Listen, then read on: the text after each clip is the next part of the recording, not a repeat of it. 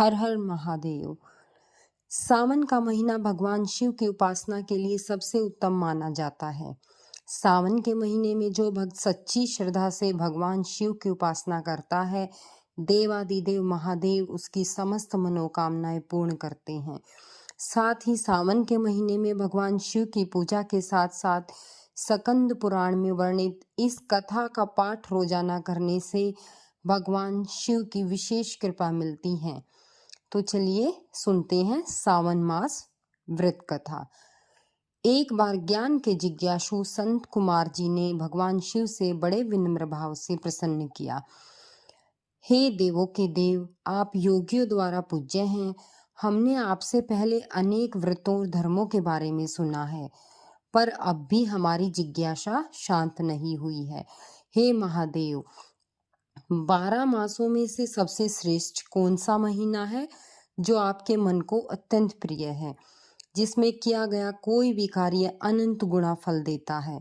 कृपया करके उस माह का विस्तार से वर्णन करें और उसमें होने वाले सभी धर्म और व्रत भी बताएं। भगवान शिव ने मुस्कुराते हुए कहा, हे संत कुमार, मैं तुमसे अत्यंत प्रसन्न हूँ।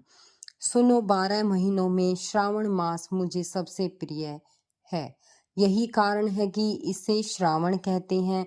इसमें श्रवण नक्षत्र की पूर्णिमा आती है, इसलिए भी यह श्रावण कहलाता है। इसके पुण्य फल का कोई पूरा वर्णन नहीं कर सकता। ब्रह्मा ने इसके लिए 4 मुख लिए, इंद्र ने 1000 नेत्र पाए और शेषनाग ने सहस्त्र जिह्वाएं पाई। फिर भी यह महात्म्य अपरिमित है। यह महीना सब व्रतों का सार है। इसमें एक भी दिन ऐसा नहीं होता जब कोई व्रत ना हो। हर तिथि और दिन विशेष पुण्यकारी माने जाते हैं। श्रावण में व्रत करने वाला कोई भी व्यक्ति, चाहे वह ब्रह्मचारी हो, गृहस्थ हो, वानप्रस्थी हो या सन्यासी, सभी को इसका अद्भुत फल प्राप्त होता है। दुख, संकट, इच्छाएं और सभी समस्याएं इस महीने में शिव भक्ति से दूर हो जाती हैं।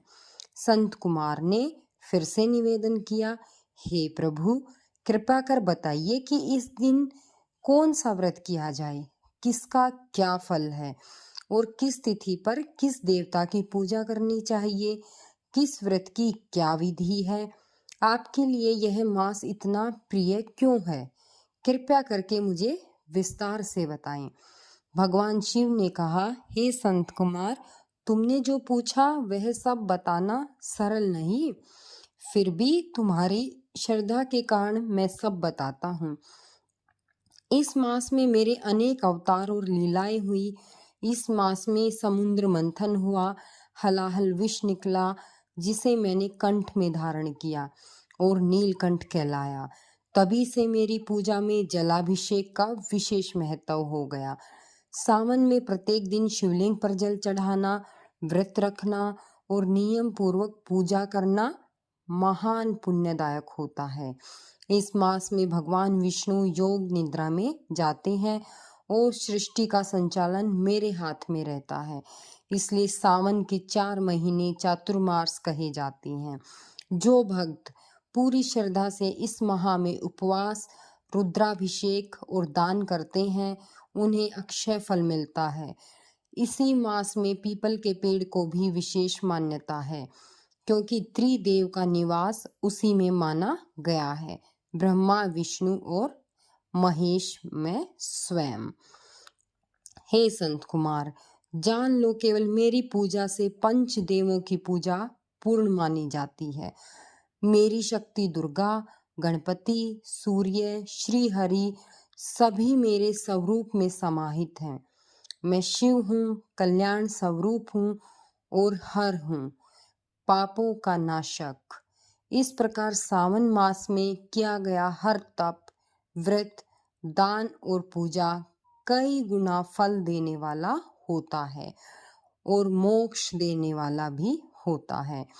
इस प्रकार स्कंद पुराण में ईश्वर और संत कुमार संवाद में सावन मास महात्म्य का पहला अध्याय पूर्ण हुआ। हर हर महादेव, जय शिव शंकर।